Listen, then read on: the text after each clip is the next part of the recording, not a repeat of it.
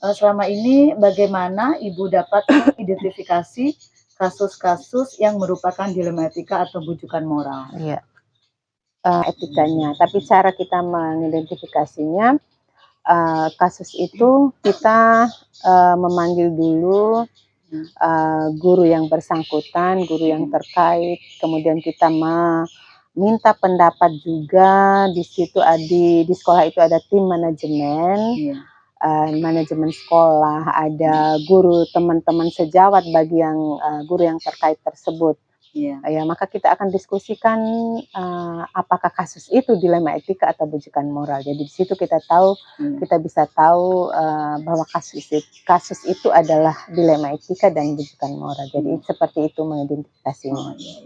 Berarti intinya jika ada permasalahan itu yang pertama Ibu kepala sekolah lakukan itu adalah mengumpulkan semua tim manajemen sekolah, tim manajemen sekolah untuk membahas masalah tersebut. Iya, betul sekali. Yang kedua ini Bu, selama ini bagaimana Ibu menjalankan pengambilan keputusan di sekolah Ibu, terutama untuk kasus-kasus di mana ada dua kepentingan yang sama-sama benar atau sama-sama mengandung nilai kebajikan. Iya, pengambilan keputusan tentang dilema etika ini yang berkaitan dengan guru, berkaitan dengan dilema etika yang dihadapi oleh guru.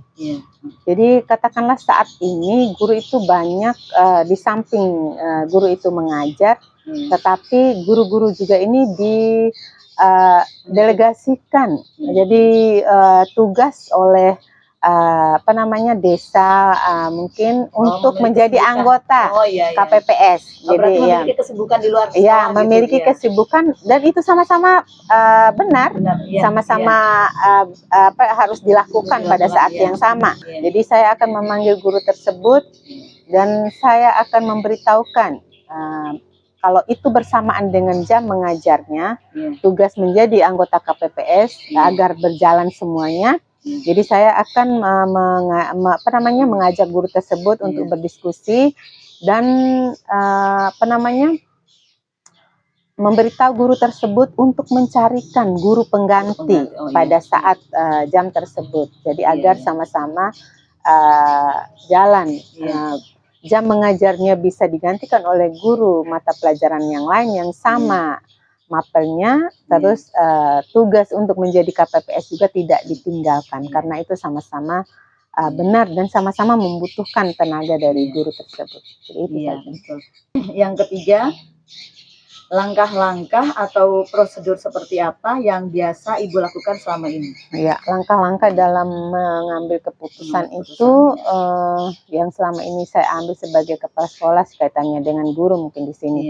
Yang pertama, setelah kita tahu kasus tersebut, yang pertama saya panggil tim manajemen sekolah tadi, kemudian di situ kan ada Wakasek, ada TU juga di situ, jadi semua lengkap di tim itu. Kemudian saya memanggil juga teman sejawat dari guru tersebut. Jadi saya akan melakukan musyawarah untuk mengambil kebijakan apa yang harus diberikan pada guru yang mengalami dilema etika tersebut. Itu berarti lebih banyak ke kolaborasi. Kolaborasi, musyawarah. Yang keempat, hal-hal apa saja yang selama ini Ibu anggap efektif dalam pengambilan keputusan pada kasus-kasus dilema etika? Iya, benar sekali. Yang efektif itu tadi yang sudah saya uraikan tadi, akan efektif suatu keputusan itu diambil apabila ada kolaborasi, ada musyawarah, ada diskusi sebelum pengambilan keputusan. Jadi lebih keputusan itu baru valid, bagus dan bermanfaat, tidak ada yang dirugikan apabila ada musyawarah terlebih dahulu dari pihak-pihak terkait.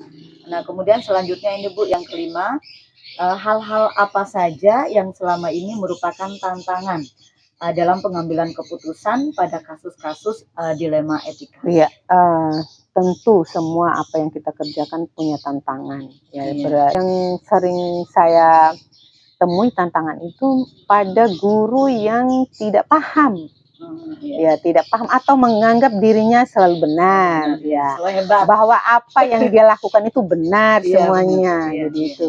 Atau yang memang tidak paham apa sih Iya. kasus dirinya itu. Jadi itu Iya. yang tantangan yang dihadapi selama. Kemudian selanjutnya yang keenam, apakah Ibu memiliki sebuah tata kala atau jadwal tertentu dalam sebuah penyelesaian kasus dilematika? Apakah Ibu langsung menyelesaikan di tempat atau memiliki sebuah jadwal untuk menyelesaikannya? Bentuk atau prosedur seperti apa yang Ibu jalankan? Ya. Kalau untuk mengambil kebijakan terkait dilema etika yang dihadapi oleh guru, mungkin saya tidak punya jadwal khusus, jadi tidak dijadwalkan. Karena kenapa demikian? Pada saat saya menemukan kasus dilema etika itu terjadi pada guru, ya pada saat itu langsung saya selesaikan. Saya panggil gurunya, saya minta masukan dari tim manajemen sekolah tadi, Wakaseknya, guru BK mungkin, dan teman-teman sejawat dari guru tersebut, dan insya Allah akan bisa diselesaikan pada saat itu juga. Jadi tidak menunggu lama dan tidak memerlukan pengaturan jadwal. Jadi seperti itu. Baik, yang ketujuh, adakah seseorang atau faktor-faktor apa yang selama ini mempermudah atau membantu Ibu dalam pengambilan keputusan dalam kasus dilema etika? Iya, dalam mengambil keputusan itu di samping saya sini, kalau memang masalahnya tidak begitu rumit, ringan, ya mungkin bisa saya sendiri.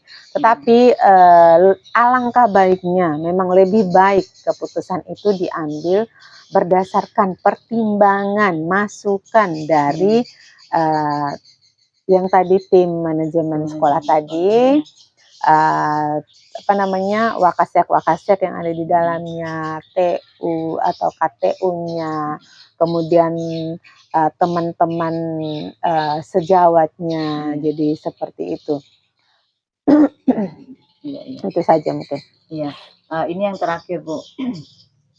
Yang kedelapan, dari semua hal yang telah disampaikan, pembelajaran apa yang dapat Ibu petik dari pengalaman Ibu mengambil keputusan dilema etika? Itu yang pertama, mungkin keputusan itu tidak bisa langsung diambil begitu saja tanpa pertimbangan. Itu yang pertama. Jadi kita dalam mengambil keputusan itu harus melalui langkah-langkah. Ya mungkin ada langkah-langkah dalam pengambilan keputusan itu yang cara mengambil keputusan yang bagus. Kemudian yang memang harus dan paling penting itu adalah musyawarah dan berdiskusi dengan Wakasek yang ada di sekolah, KTU-nya, kemudian guru-guru yang teman-teman sejawat dari guru tersebut. Karena ini kaitannya dengan pengambilan keputusan di sini yang berkaitan dengan dilema etika ini adalah dilema etika yang dihadapi oleh seorang guru. Jadi bukan itu titik beratnya yang kita bahas pada saat ini. Jadi dia. Masya Allah, bagus sekali, sepertinya ini bisa saya jadikan contoh ini. Alhamdulillah. Iya benar, bisa jadikan role model untuk saya nanti ke depannya insya Allah. Dan saya juga, Bu, mungkin sampai segitu saja saya cukupkan, dan terima kasih banyak sudah meluangkan waktu. Pada akhiri, wabillahi taufiq wal hidayah. Wassalamualaikum warahmatullahi wabarakatuh. Waalaikumsalam warahmatullahi wabarakatuh. Kasus apa yang pernah dihadapi oleh Ibu?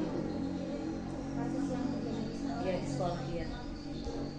Sebenarnya banyak sekali kasus-kasus yang terjadi di sekolah ini. Itu mungkin saya lebih contohkan kasus pada anak sekolah, pada siswa-siswa. Jadi kasus yang terjadi, yang baru-barusan ini terjadi pada saat jam sekolah, anak sekolah kita tertangkap oleh Pol PP sedang berada di Cumpa. Teman-temannya sedang belajar, dua anak ini berada di luar sekolah, jadi tertangkap oleh Pol PP. Itu kasus yang salah satu kasus yang kami alami di sekolah.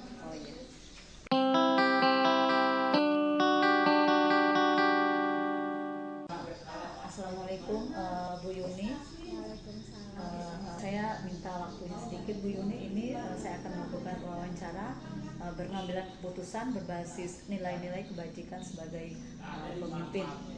Nah, jadi ada 8 pertanyaan yang saya akan ajukan kepada Ibu. Ibu, apakah Ibu bersedia? Iya, saya bersedia. Ya, terima kasih. Baiklah, yang pertama ini Bu, selama ini bagaimana Ibu dapat mengidentifikasi kasus-kasus yang merupakan dilema etika atau bujukan moral? Iya. Jadi sebenarnya jelas ya antara dilema etika dan bujukan moral. Iya. Kalau dilema etika itu kan Baik, kawan. kasus itu adalah benar Ya. lawan benar atau baik lawan baik. Ya. Jadi kalau misalnya satu masalah ini ada segi baiknya Iya. lawan baik versus baik, itu pasti dilema etika. Tapi Iya. kalau bujukan moral kan jelas Iya. benar lawan salah. Iya. Jadi kalau benar lawan salah ya pasti bujukan moral dan tidak akan diikuti. Iya. Iya. Yang kedua, selama ini bagaimana Ibu menjalankan pengambilan keputusan di sekolah Ibu, terutama untuk kasus-kasus di mana ada dua kepentingan yang sama-sama benar atau sama-sama mengandung nilai kebajikan? Biasanya yang saya lihat ketika ada dua masalah atau dua kasus Iya. yang sama-sama benar lawan benar, saya harus lihat ini mementingkan pihak mana. Karena yang akan kita perhatikan atau yang kita pertimbangkan itu adalah kepentingan siswa. Iya, iya. Nah, jadi yang paling kita fokuskan di sini adalah kepentingan siswa, kebutuhan siswa. Jadi kami mengambil keputusan itu sesuai dengan kepentingan siswa. Kalau kepentingan siswa itu lebih besar, jadi keputusan itu yang akan kami ambil. Oke, berarti intinya apapun suatu permasalahan itu, kasus itu, berarti yang lebih fokus itu adalah mengutamakan kepentingan dari siswa. Ya. Pokoknya kepentingan siswa itu di atas segala-galanya. Iya, bisa dibilang seperti itu. Iya, iya. Kemudian yang ketiga nih Bu ya, langkah-langkah atau prosedur seperti apa yang biasa Ibu lakukan selama ini? Langkah-langkah untuk Mengambil keputusan, iya. Ya, jadi yang benar-benar paling pertama saya fokuskan, yang saya lihat untuk mengambil keputusan itu, ini kasus mementingkan siapa Iya. yang dipentingkan, itu yang pertama. Terus yang kedua, kalau misalnya saya masih punya waktu untuk mengambil keputusan, tapi saya harus telaah dulu.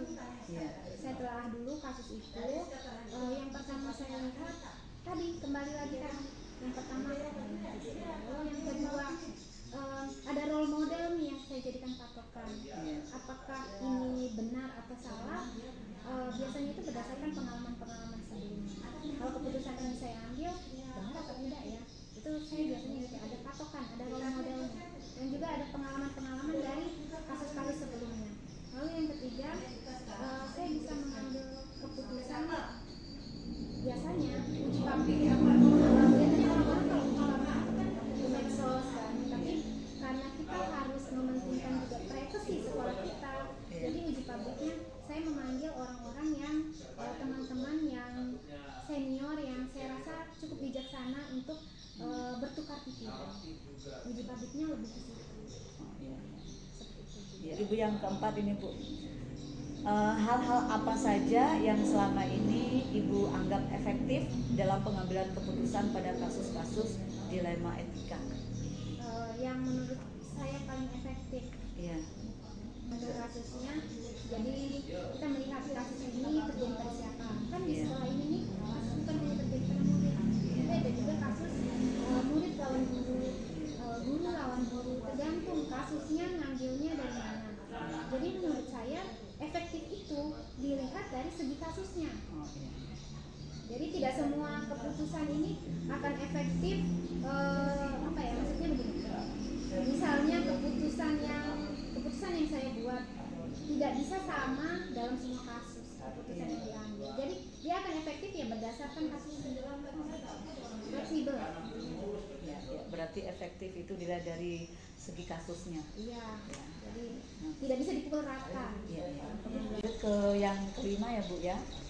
Hal-hal apa saja yang selama ini merupakan tantangan dalam pengambilan keputusan pada kasus-kasus dilema etika? Ya. Sebenarnya kasus dilema etika itu kan kasus benar versus benar. Iya. Nah, jadinya di dalam kasus benar versus salah satu keputusan. Tidak ada keputusan yang benar-benar bisa memuaskan semua pihak. Nah, tantangannya itu terkadang saya tidak mampu memuaskan semua pihak. Jadi ada orang-orang yang pasti akan kecewa dengan keputusan yang saya ambil, yang bertolak belakang dengan cara pandang dan cara pandang saya dalam mengambil keputusan. Itu sih sebenarnya tantangannya. Iya betul juga sih Bu ya. Baik Ibu, lanjut yang keenam. Apakah Ibu memiliki sebuah tata kala atau jadwal tertentu dalam sebuah penyelesaian kasus dilema etika? Kemudian apakah Ibu langsung menyelesaikan di tempat atau memiliki sebuah jadwal untuk menyelesaikannya? Bentuk atau prosedur seperti apa yang dapat Ibu jelaskan? Oke, baiklah. Kalau kasus dilema etika atau kasus apapun sebenarnya nggak ada jadwalnya ya, karena kan terkadang kita nggak tahu tiba-tiba kasus ini menghampiri kita. Dan menurut saya penyelesaian sebuah kasus itu kalau saya sih secepatnya. Ketika ada kasus, saya akan berusaha untuk menyelesaikan secepatnya. Jadi tidak menunggu nanti dulu, tidak menunggu nanti, karena semakin lama menyimpan suatu kasus tidak akan mampu menyelesaikan permasalahan, malah membuat itu semakin rumit menurut saya. Membuat kita kepikiran juga mungkin ya. Kepikiran juga. Jadi ketika ada kasus ya pasti akan langsung diselesaikan. Tapi kalau misalnya saya menemukan banyak kasus dalam satu waktu, pasti akan menyelesaikan dalam skala prioritas. Mana nih kasus yang harus didahulukan, ya harus dibuat skala prioritasnya. Mana yang misalnya tidak punya kasus, maksudnya ya pasti akan selalu ada kasus. Tapi maksud saya akan diusahakan untuk menyelesaikan kasus ketika menghadapi kasus itu. Tapi kalau banyak ya pasti harus buat skala prioritasnya, mana dulu yang harus saya selesaikan lebih dulu. Baik, yang ketujuh ya Bu ya. Yang ketujuh, adakah seseorang atau faktor-faktor apa yang selama ini mempermudah atau membantu Ibu dalam pengambilan keputusan dalam kasus dilema etika? Seseorang. Kalau seseorang itu ya kita kan pasti punya role model. Dulu saya pernah mendapatkan suatu pemimpin atau kepala sekolah yang menurut saya, wah orang ini nih bisa saya jadikan panutan. Nah itu saya jadikan panutan dalam pengambilan keputusan, dan menurut saya orang itulah yang menjadi panutan saya dalam mengambil keputusan. Itu sebenarnya tujuannya. Jadi kalau ada seseorang ya pasti ada. Terus faktor yang selama ini mempermudah, menurut saya faktor yang selama ini mempermudah saya dalam pengambilan keputusan adalah dengan melihat apakah kasus itu keputusan yang saya buat apakah mementingkan siswa atau tidak. Sebenarnya kembali lagi ke situ. Jadi dalam pengambilan keputusan ya pasti yang paling utama dilihat adalah kasus ini mementingkan siswa atau tidak. Iya, ini yang terakhir Bu. Dari semua hal yang telah disampaikan, pembelajaran apa yang dapat Ibu petik dari pengalaman Ibu mengambil keputusan dilema etika? Pengalaman saya, jadi sebagai seorang pemimpin dalam pembelajaran, saya tidak mampu memuaskan seluruh orang. Itu pengalaman yang saya ambil. Saya tidak mampu memuaskan seluruh orang. Oleh karena itu, bukan saya tidak mendengarkan pendapat-pendapat orang lain, tapi pendapat itu saya jadikan pelajaran mana yang harus pendapat yang bisa saya ambil. Maksudnya pendapat orang lain yang bisa saya ambil. Jadi otomatis pendapat orang lain yang saya ambil itu saya harus lihat apakah dia mementingkan siswa atau tidak, ataukah hanya mementingkan pribadinya sendiri. Jadi itu sih pengalaman saya. Jadi intinya nggak bisa memuaskan seluruh orang. Iya. Terima kasih sudah membagi pengalamannya kepada saya. Semoga menjadi inspirasi bagi saya, terutama Ibu semakin lebih sukses lagi dalam karir Ibu.